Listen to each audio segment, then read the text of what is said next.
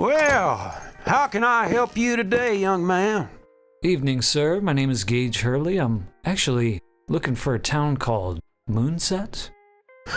Well, Mr. Hurley, you know, folks around here, if you know the name Moonset, you know that's a place you don't want to go. Really? Why is that? Well, people go missing around these parts, especially around Moonset. It's been happening for years since I was a boy and when my daddy was a boy and his daddy, and they just walk into the woods and it's like they never come out. They never come out. Well, to tell you the truth, I'm curious about the legends. Think you could point me in the right direction? Well, not with a clean conscience, you know. Well, I suppose you have gotten yourselves mighty lost. You got yourself a map? I have GPS on my phone. Yeah, all right, GPS will do. If I'm being honest with you, I think it's best you don't look any further into these legends. I mean that with your best intentions at heart. Appreciate the warning, sir, but to be honest, I've been to many of these strange towns and always come out on the other side okay. Strange towns. And you said you're coming from where? Hillside. Hillside. Well, I think maybe you're chasing something you don't want to catch, if you know what I mean. Well, I don't even really know what I'm looking for. Yeah, well, pull it up on your phone there. Oh, yes. Yes. Well, you see, boy, you're already in the town of Moonset. What do you mean? Yes. The ground you're standing on, this very land, is the town of Moonset. Surprised you were able to find it. You only find it by accident. This is Moonset? Oh, yes. Somewhere along the way, boy, you made a big error, my boy. 'Cause you don't get to Moonset unless you've taken a wrong turn. Down Creep Street. Well, I appreciate your concern, sir, but I'm a big boy. I'll be okay. I'm gonna probably have a look around and be on my way. Yes. I suppose there's nothing I can do to stop you. But what'd you say your name was? My name's Gage Hurley. Gage Hurley. Well, now I'll know what to tell the police when they come asking. All right, old man. I'll be on my way now. All right. Have fun. I'll be seeing you. We'll all be seeing you.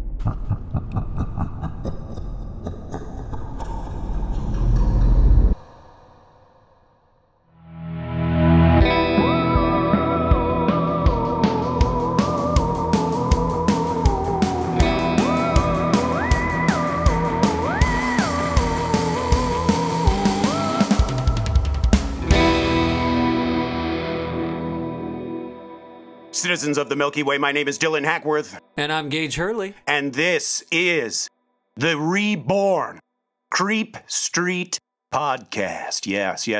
You're going to notice things are going to sound a little different.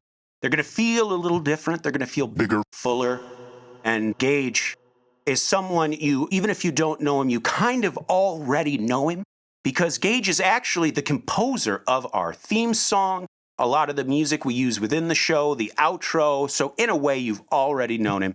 And we are so excited to have him here on Creep Street. Gage, today is the day of arrival. Friday, December 13th, in the year of our Lord, 2024. Here we are. Does it feel good? It feels good. Well, I'm I'll tell you, excited. I am too. And I'll tell you what. Oh, man, it just feels good to be back in the saddle. You know what I mean? Feels Absolutely. very good. And boy, do we have a saddle to hop into tonight. Oh, boy. But before we get into that, of course, follow us on Facebook and Instagram at Creep Street Podcast, Twitter at Creep Street Pod, Twitter or X at Creep Street Pod. We're also on TikTok. And if our bi-weekly schedule is not enough, and believe me, it is not, when you've gone 4 years of an episode every week, you got to think, oh my God, like you're essentially edging. If you're going once bi-weekly, you're essentially edging yourself. It's kind of hot in a way. You're making yourself, you're saving it for the next week. You know what I mean? So, after the new year, who knows? We might bump it back up to 1, but for now, we're going to keep it bi-weekly for the holidays. But boy, oh boy, do we have one to kick us off.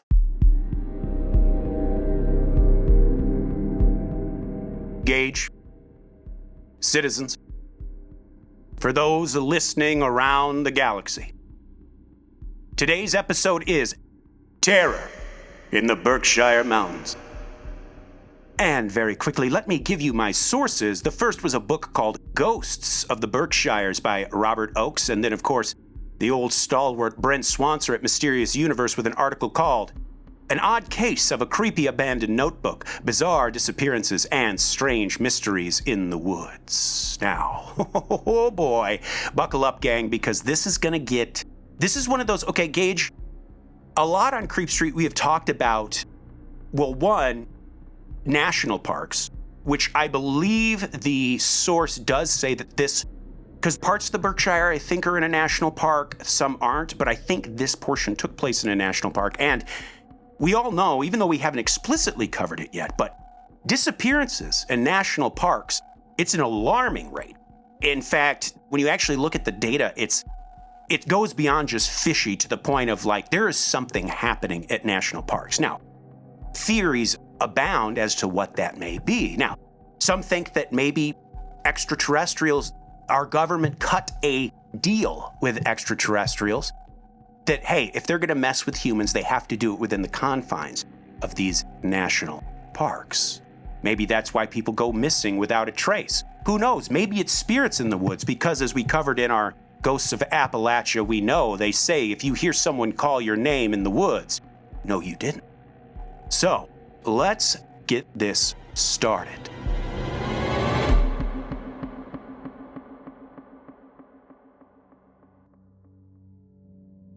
Today's story is going to take us deep into the heart of the Berkshires, right in the dense forests outside of Pittsfield, Massachusetts. Our tale comes from a Redditor who goes by the name Mika Kika Majika. Hope that wasn't something offensive, but for the sake of this story, we will call this person Becky. Now, at the time of this happening, Becky was 19 years old. She was a college student, and it all started one summer when Becky and her friends decided to take a week off to camp at a remote spot they had always loved out in the Berkshires. Now, for Becky, this wasn't just any camping ground. This was actually her childhood escape place. It was a place she would go to and visit every year since she was 8 years old. And for her, this forest, it was like church for her. It was like a sanctuary. It was somewhere that gave her peace and calmed her. That would be until this trip. Because this time would be very different for poor Becky and her friends. The crew packed up their gear and set out with a feeling of excitement. They were ready for all of the classic camping fun you might expect, lounging by the lake, hiking through the trees, swapping spooky stories by the campfire. But what they got, however, was something much darker. Something so unnerving it would make them question ever going in the woods again.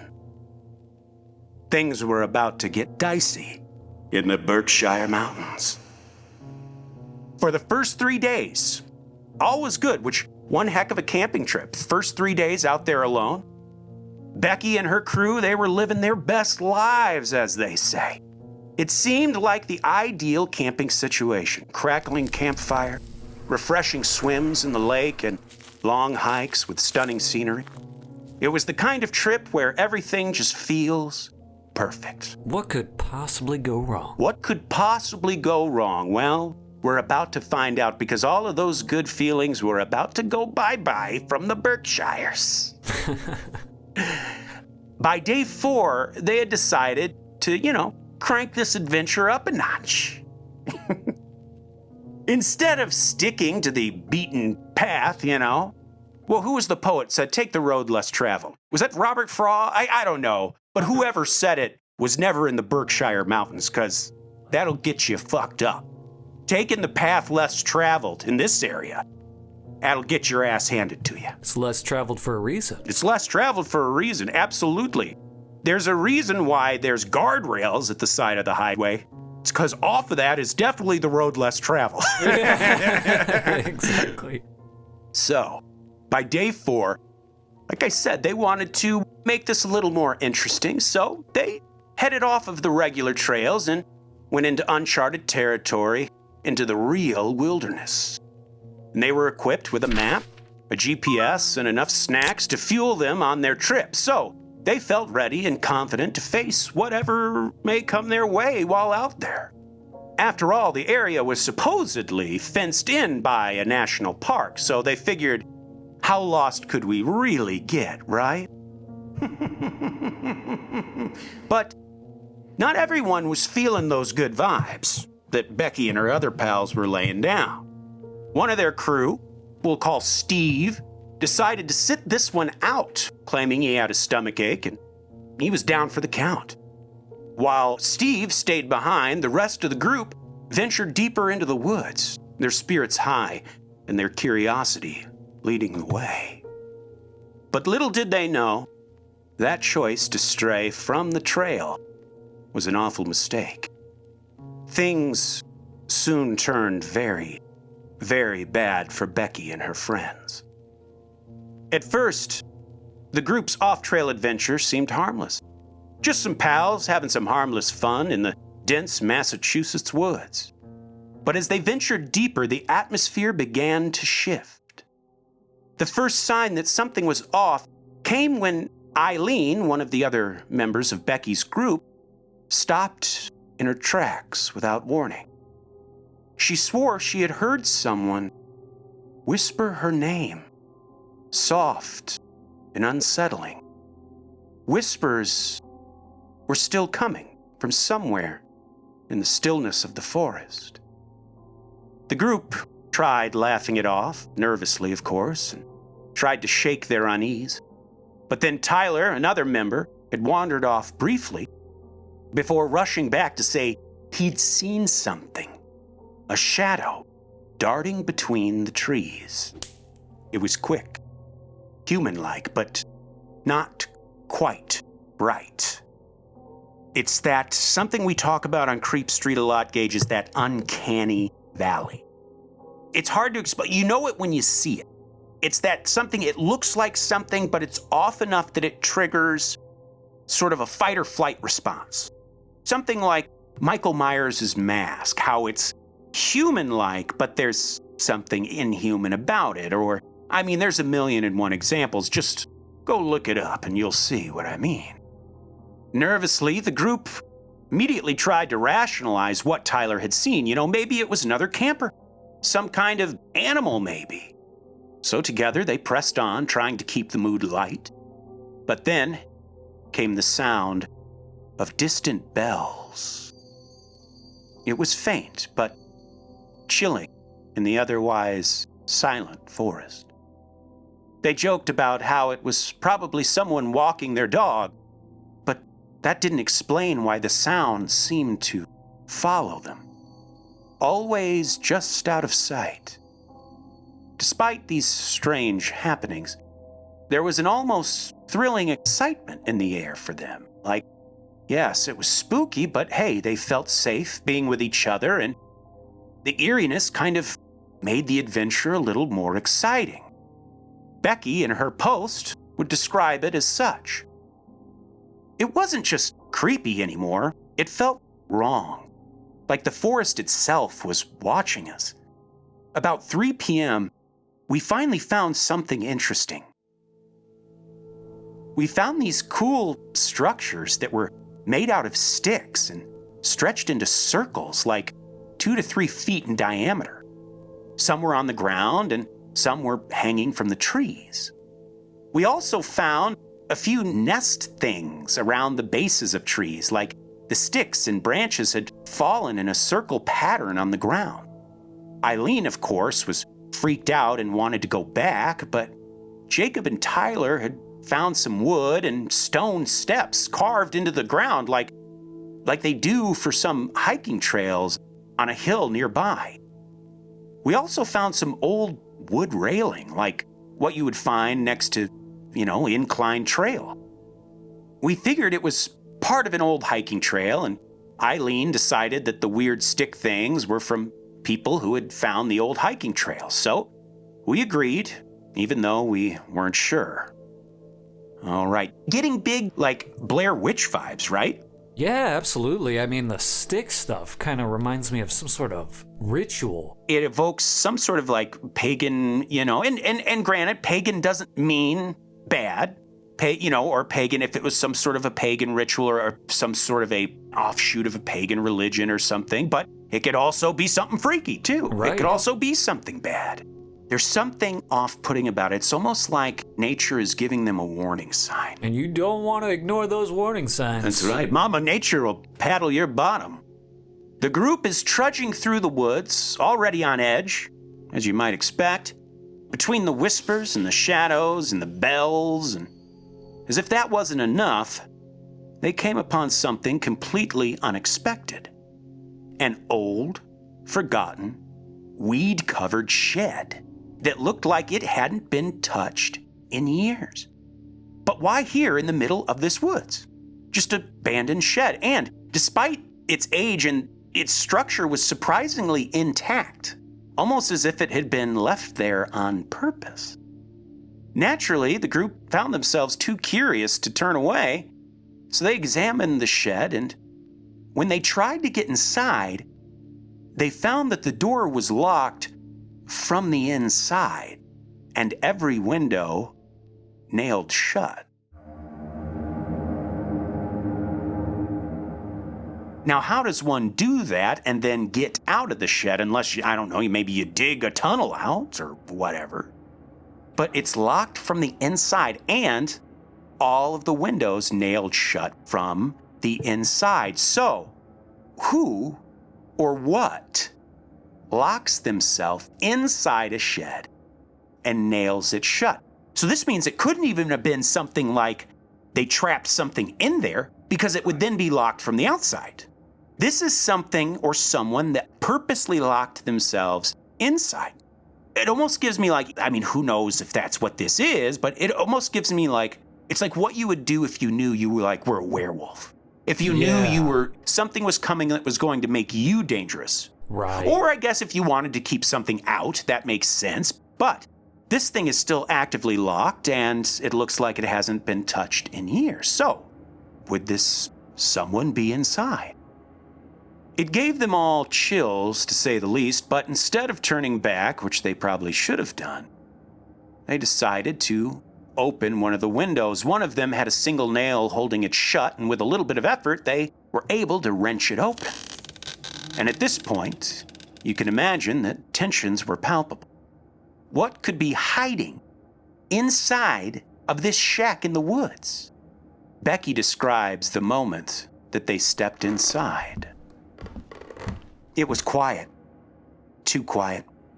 The air felt heavy, and there was this smell, like old wet wood mixed with something metallic. We shone our flashlights around, and what we saw didn't make any sense.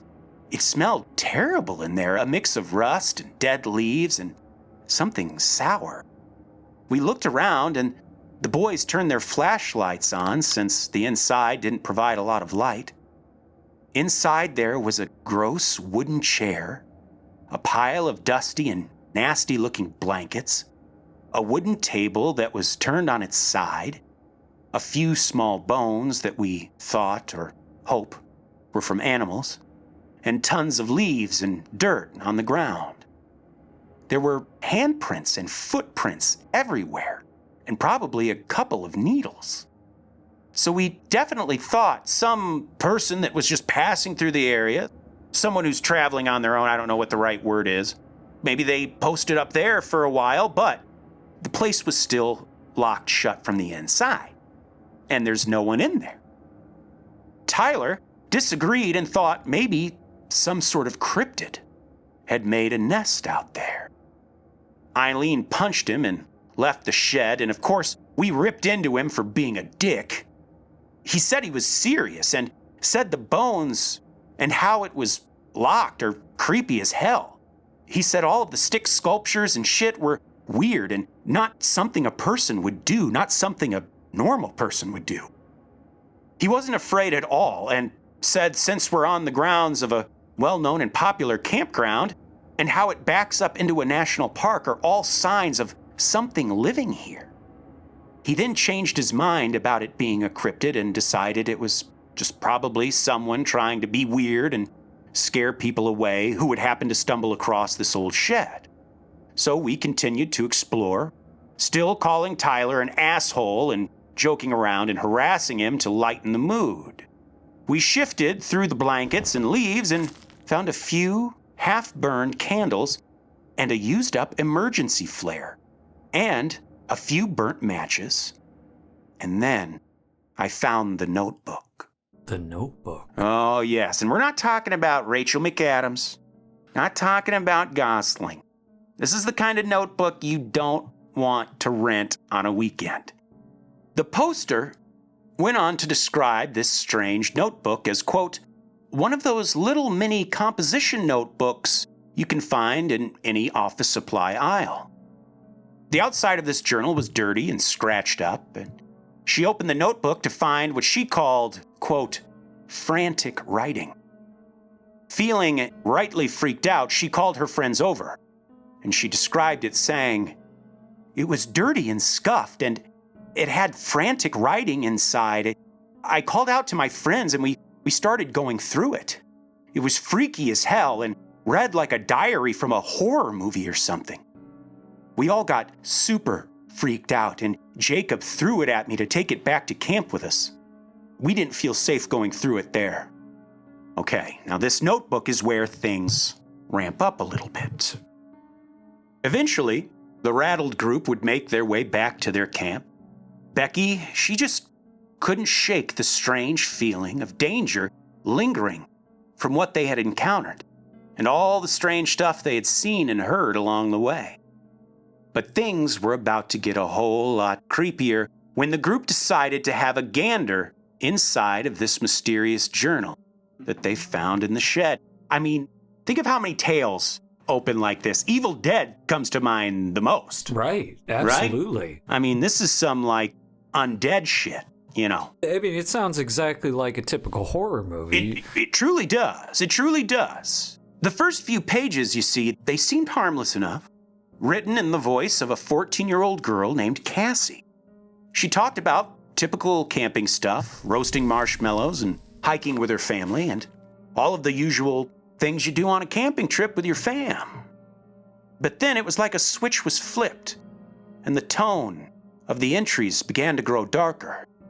As Cassie wrote, I lost all of them yesterday. I don't know what to do.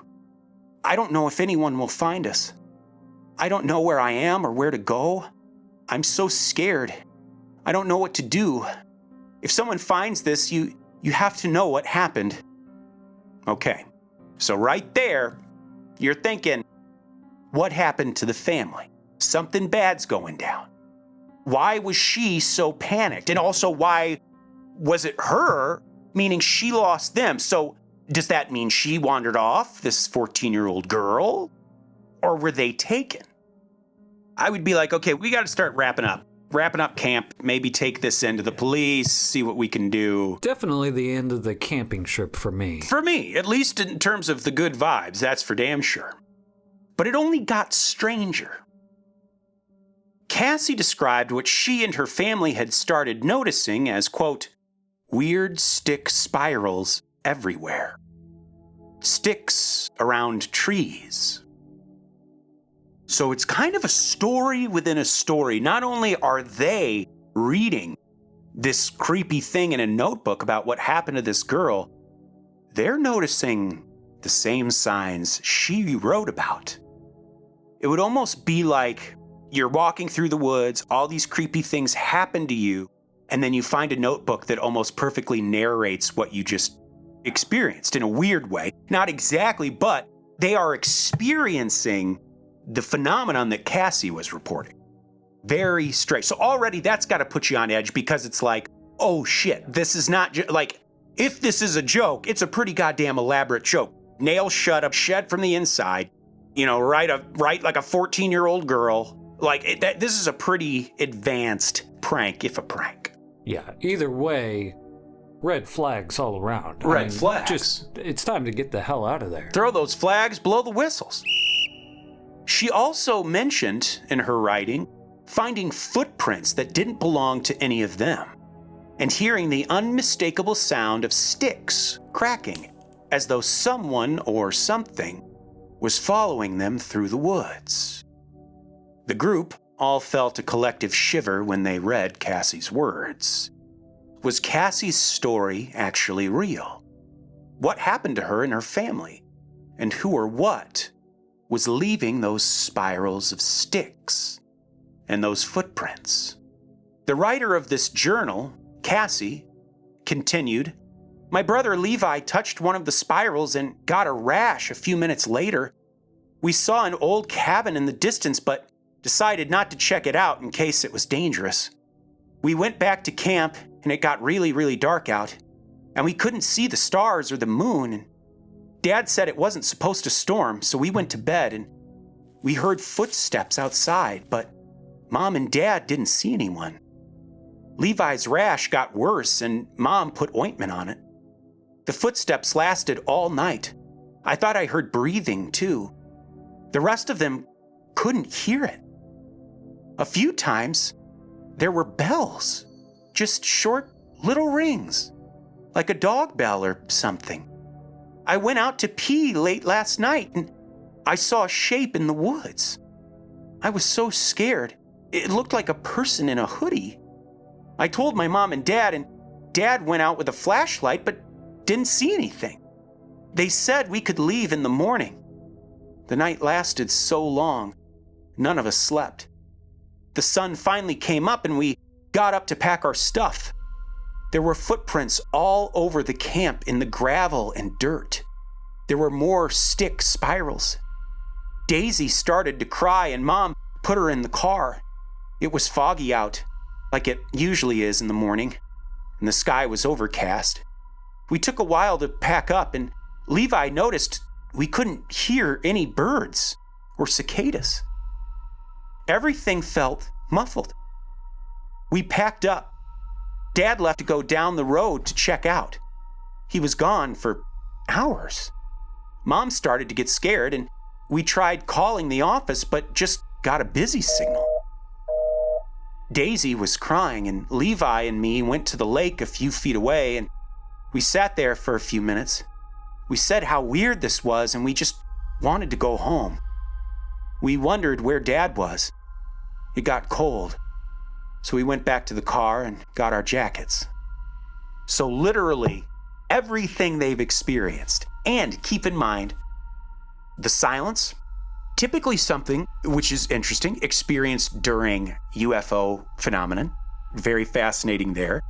Also, why is Cassie the only one that can hear the bells this time? And does that have anything to do with why apparently she was at least the last one to go missing? Why could they not hear the bells and that they were all taken first? Why is she singled out? Right, that's the other thing. Why is she singled out? Now, there is also the possibility, I don't know if this could be some sort of poltergeist activity, but if Cassie's not around when the hikers are around in the real story, the college-age campers, because, a poltergeist, as we know, we've talked about a lot on Creep Street, it's said to typically come from someone who is in that puberty age. And this is just me throwing out theories. I mean, I think this is maybe one of the least likelier theories because the college-age campers experienced all this and none of them were at that age. But there's also no hard and fast rule that says you need to be near puberty. It's just that they believe that the flush of hormones and all that stuff in that young age can conjure these spectral-like activities that can disrupt households and stuff. They seem to have a certain sensitivity to it. Yes, absolutely. Clearly, Cassie is being singled out here.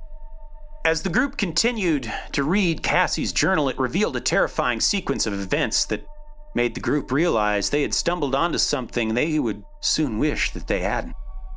After the strange stick spirals and unsettling noises, Cassie writes that her father went off into the woods later that evening to look for firewood. And it had been too long of a time. Cassie's father had been gone for so long, her mother and sister Daisy decided to go look for him. After hours passed again, Cassie was once again in a panic, because now more members of her family were gone, without a trace, both her mom and sister Daisy now, along with her dad. Cassie and her few remaining family members decided to head back to the car to regroup and search from there. But reaching their car only deepened the feeling of dread. When they arrived at the car, it was completely empty. There was no sign of their parents or their sister. The only thing left behind was their mother's cell phone just sitting in the front seat. And to make matters worse, there was no cell signal. The phone was essentially useless. And despite shouting and searching for hours, their parents and sister seemed to have vanished into thin air. As the sun began to set, fear took hold of Cassie and her siblings, and with no other options, they decided to sleep in the car that night, hoping that by daylight, they would have found some sign of their other family. But as the night closed in around them, and the world grew dark, the real horror was about to begin. Cassie writes, "The woods were too quiet. I kept feeling like we weren't alone. I couldn't sleep at all, and then we heard it. This clicking sound, like something was circling the car. It was so dark we couldn't see anything, but we could feel it. Something was out there, and it was watching us. Maybe there was a storm or something down the mountain. I heard the footsteps again that night. All around the car, pacing and pacing, but when I looked, there was nothing there. I cried as quiet as I could and prayed to God that someone would find us. Around 2 a.m., the wind started to blow again. It smelled really bad outside, and the footsteps got louder. I gave Levi my headphones and made him play his music. There were sounds outside, like wailing and whistling. Like nothing I've ever heard before. Cassie would continue to say that it sounded like whales underwater, but slow and far away. I told myself it was coyotes or something. But the sun finally came up and we got outside, and it was freezing, but also humid. It smelled awful, like ozone and rust and sharp cheese and dead leaves and dirt. The fog was still everywhere, and we couldn't see past the tree line only a few yards away. In the morning, all the stuff I had put outside of the car for us to sleep was gone. There were footprints in the gravel and dirt again. And outside the car, there were spirals marked in the dust and on the side of the car and in the dirt on the ground. Not just sticks anymore. I told Levi we were leaving. We put our jackets on and put some stuff in our backpacks. We started to walk down the path to walk the 2 miles to the entrance and the office. We walked and walked. Levi was crying. I was too scared to cry. I kept seeing someone out of the corner of my eye. I didn't tell Levi. We yelled for our mom and dad. We yelled for help, that we were lost. No one heard us or said anything. It got foggier and foggier. We couldn't see 10 feet in front of us. We kept our eyes on the road and down. I tried to play road trip games to keep Levi occupied. And she tells how the forest was obviously quiet, the kind of quiet that unsettles you. And that's when all of a sudden, the phone on every person still remaining in the group stopped. at exactly 2:17 p.m., which is another common UFO thing. Really? The smell of ozone, another common UFO thing. Now, and it kind of makes sense, also with interdimensional travelers, that by splitting that fabric of space-time, it releases a sort of ozone scent. And here was Cassie's terrifying last entry into her journal. I told Levi to stop and turn around because I had to pee. I went and took a couple of steps back to him, and he was gone. He wasn't anywhere. His footprints stopped where he was standing. I screamed for him. I looked everywhere, but I couldn't fucking find him. I lost it and just ran down the road. I cried and cried and ran to where I thought would be people. The road turned into woods again, and the fog started to clear just a few steps past the trees. I tried to look around, but it was just trees everywhere, as far as I could possibly see.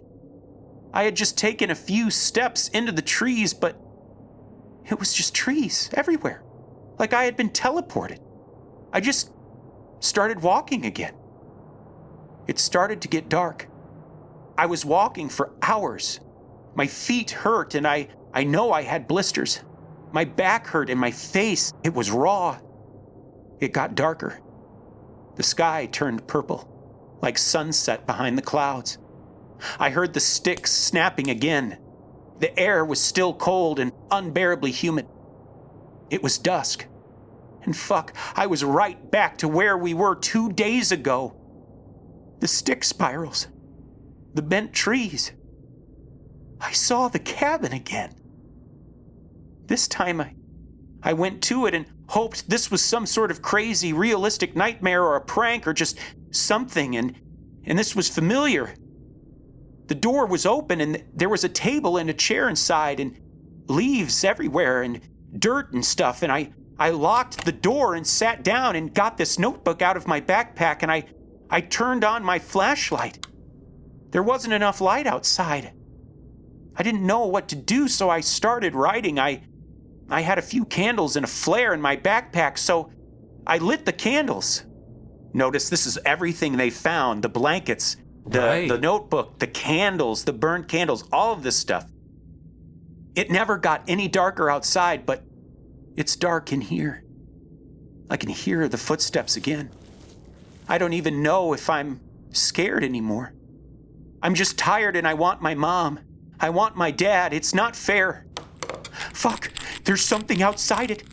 It put its fingers under the door. I can hear it walking. I hear the bells chiming. They're closer this time.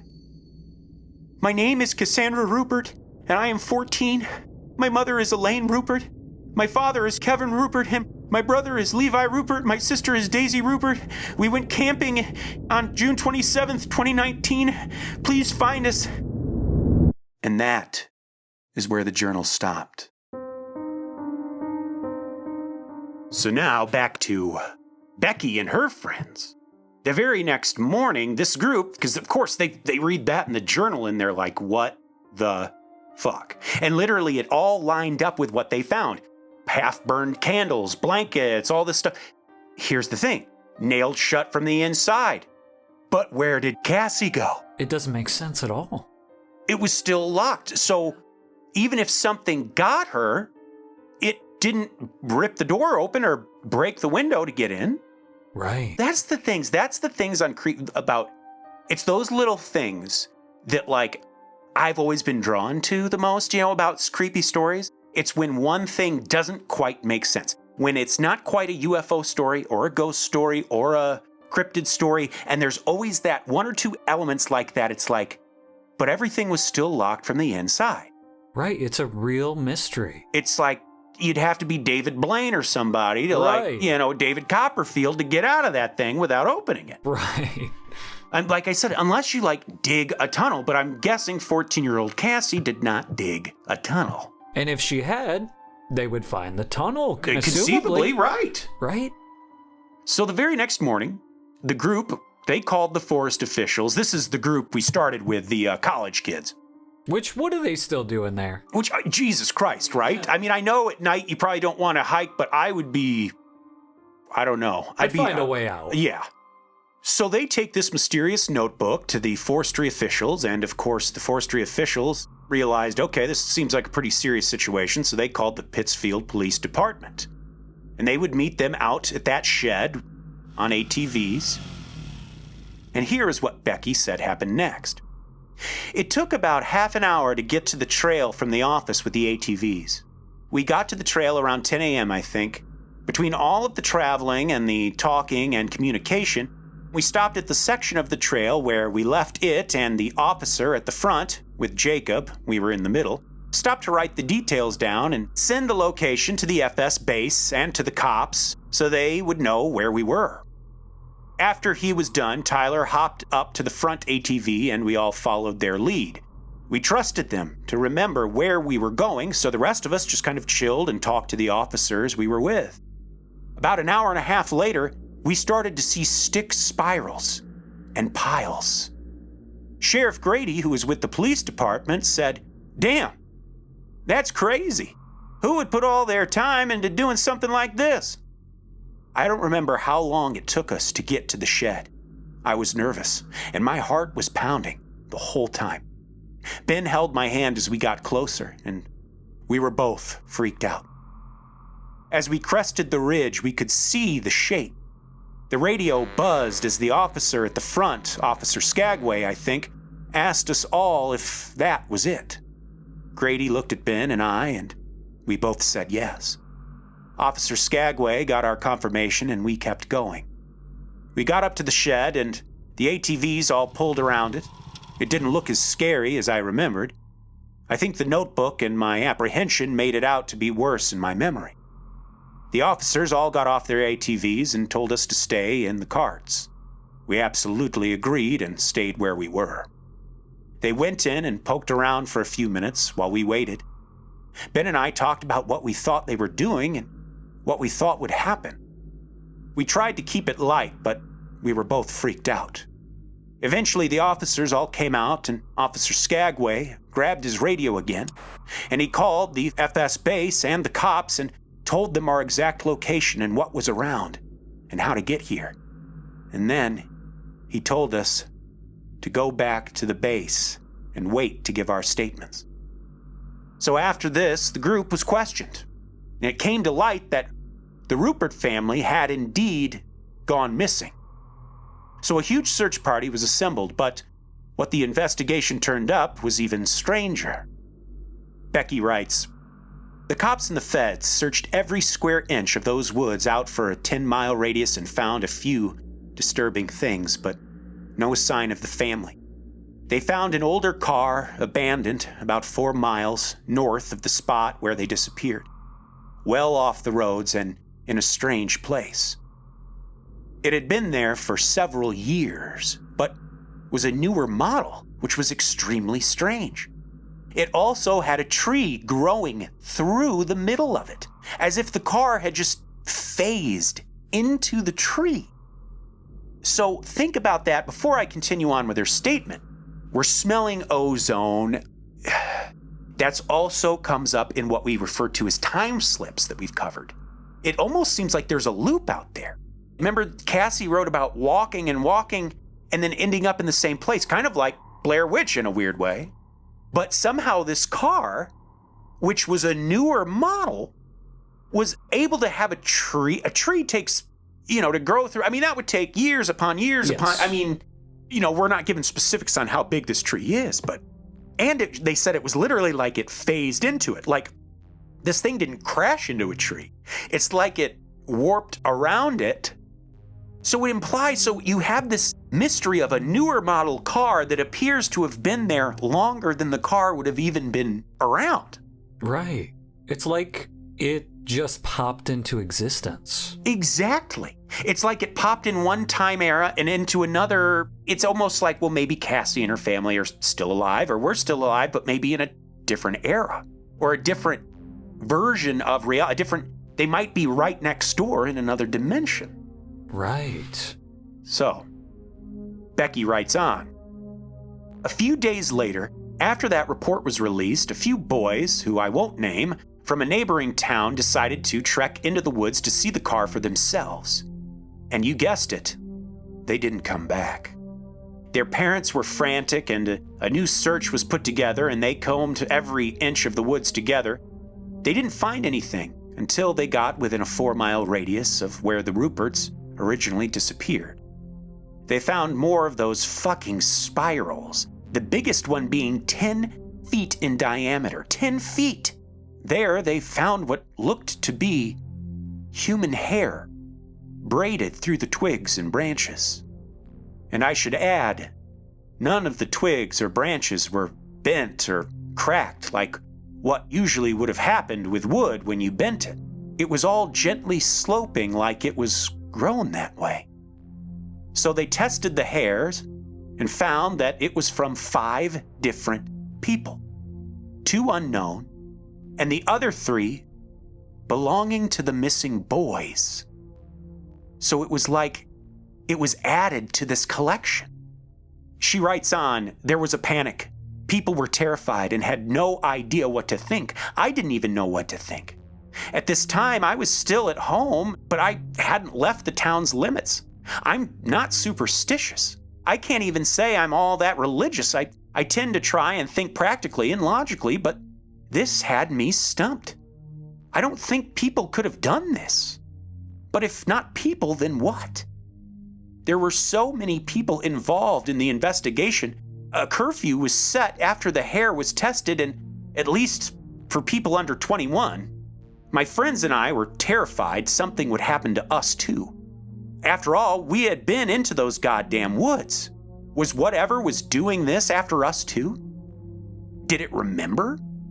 Things died down a bit after that, and as the authorities had set up a perimeter around the scary area and didn't let anyone through.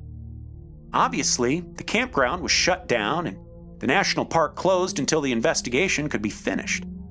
They combed the area, I think once a day, looking for anything. Well, in that search, officials came across a cave system under the old decrepit shed. There was some sort of magnetic disturbance that was coming from the shed. And the official report on what was actually encountered down there in that cave system has never been made public.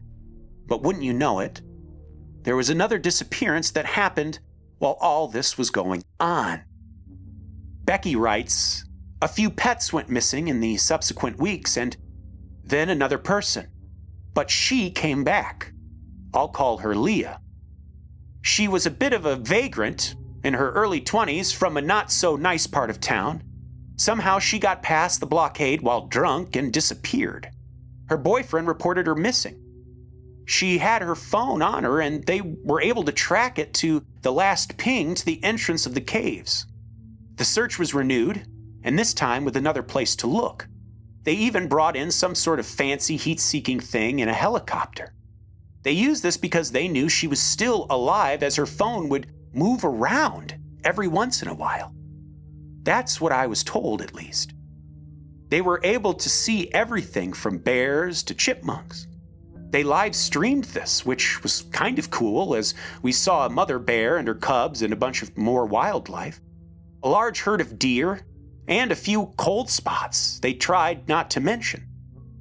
Basically, they didn't pick up a single human being other than the officers in the search.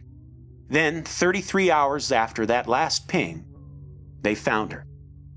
And I don't fucking know how, but she just appeared, 50-some feet up in an old oak tree. One minute there was no heat signature, another, she was just there. We all saw it. It was recorded and played on the local news over and over. Nothing, and then something.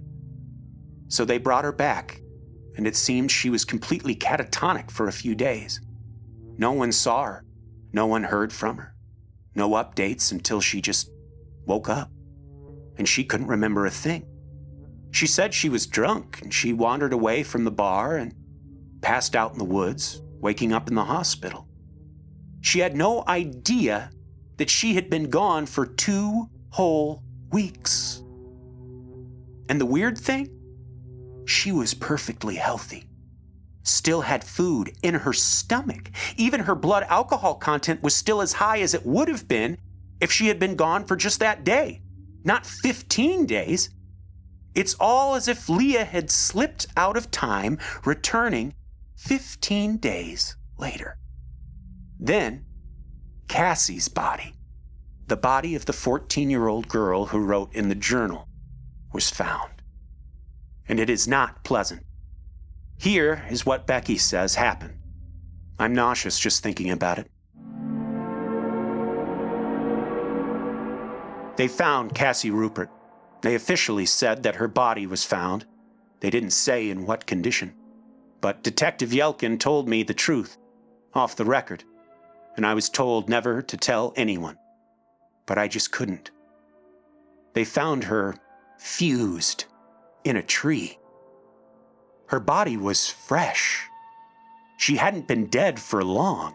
Half of her body was just inside the tree. Not in a hole, not in a groove, like she had phased through the wood. Like the tree had absorbed her. I couldn't bring myself to look at the pictures. A few of my friends did. We were all on a group Skype call. I couldn't look at the fucking screen. I couldn't do it. I heard the sounds of Jacob vomiting and Yona screaming. I couldn't do it. Ben started to cry. He was with me. He said later he described what she looked like. I didn't want to hear it, but he needed to process it. She had tear streaks down her dirty face. There were scratch marks on the tree, like she had tried to get out. Her nails were bloody and raw. She had died terrified, stuck in that horrible place. The town held a vigil for the family. I wasn't there. I couldn't go back. The official report was that she died of exposure several weeks ago. They found traces of the rest of her family. A jawbone from her mom in the cave. Another, one of those spirals, small, maybe only 3 feet in diameter, with the hair of the youngest girl braided in the twigs. Her baby teeth decorated the ring, intertwined with the hair in the wood. She was 6 years old. Traces of blood and bile and fecal matter in the cave linked to her father. Bloody scratch marks all over the cave, bloody teeth at the base of a stalactite. Some unknown hair from some unknown animal stuck to a bloody shirt. They found these within a few weeks. I don't think they found any trace of the little boy. I don't think I would want to know if they do. And the more they looked in the woods, the more mysterious this situation became, as she further tells. They kept finding more strange things in these goddamn woods. They found a set of stairs, like a staircase in a house, with carpet and everything.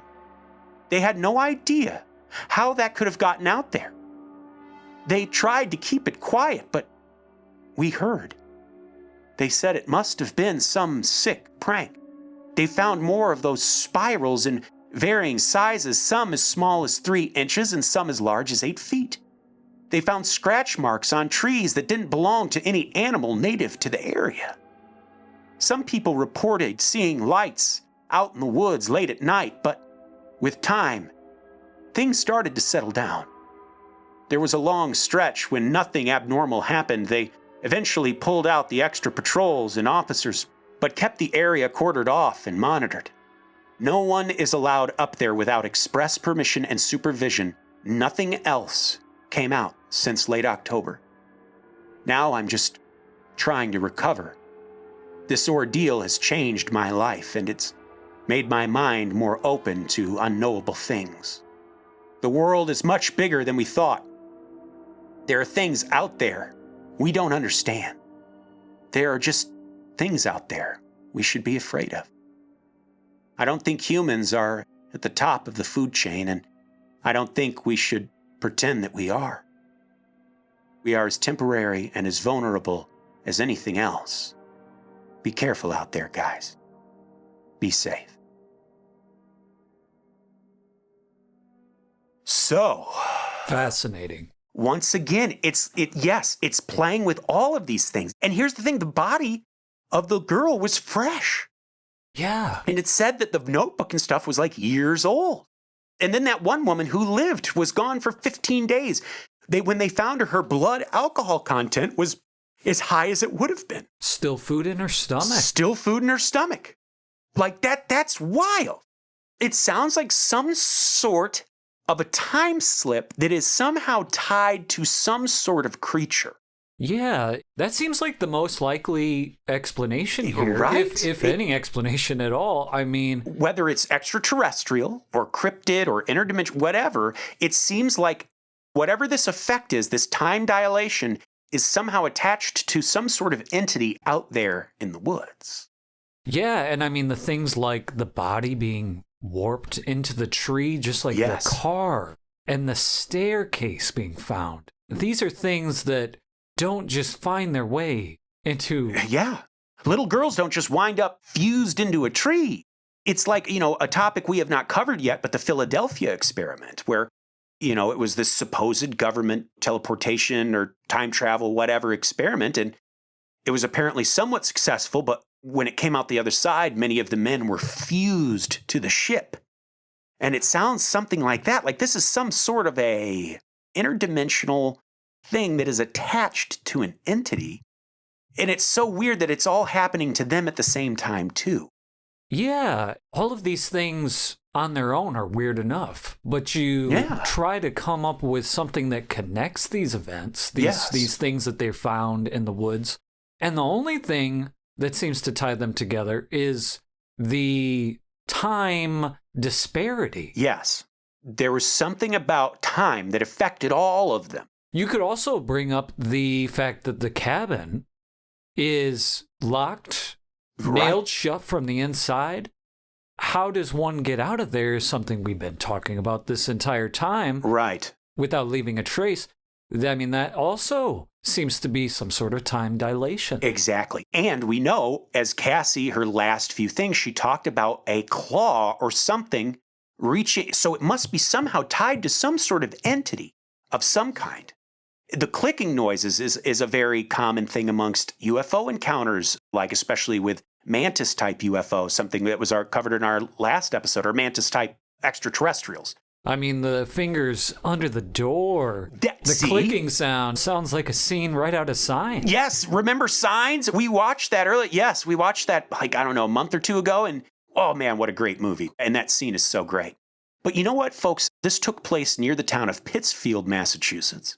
I wanted to read us something very quick, unrelated, but also spooky, related to the town of Pittsfield, Massachusetts. And I'm just going to read this verbatim. It's a short story. It's about the legend of the ghost train of Pittsfield. And this is from the book, Ghosts of the Berkshires, Haunted America, by Robert Oakes.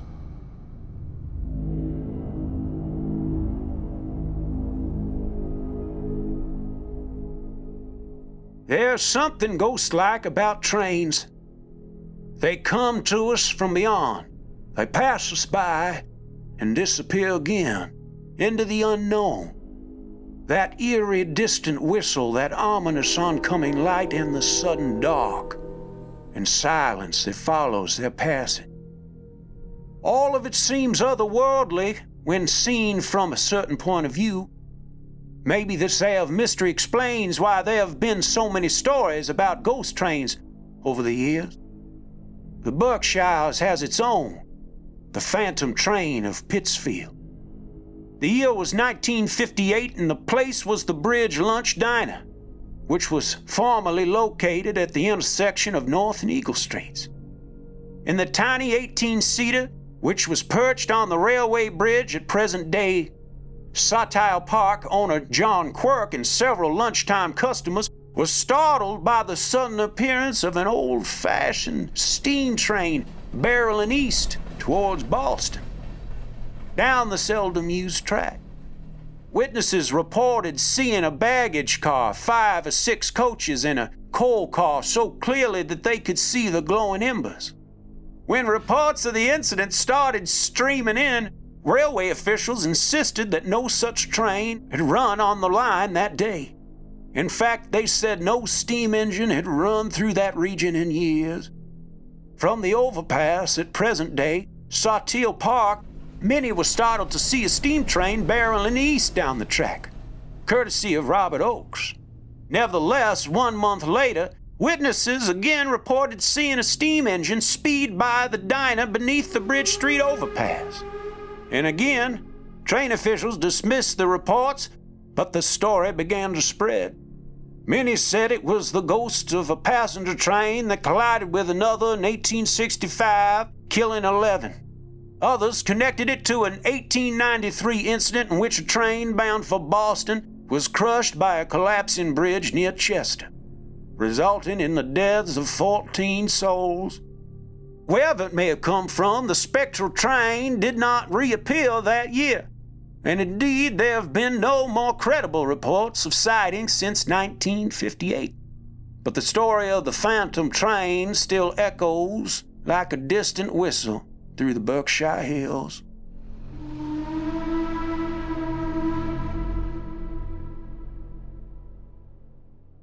And I just realized that someone living in Massachusetts wouldn't sound like that, but another, just a little local legend revolving around the Pittsfield area. And notice it's an old-timey train. Maybe this is also popping out of some sort of loophole in time.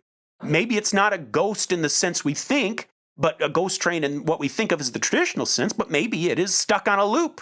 Right. And we've heard of things like this before, not always a train, but hauntings or paranormal activity involving something other than an entity, other than a persona. And so if we're assuming things like trains or cars don't have souls, right, which I think we do, right, then what is an explanation for this?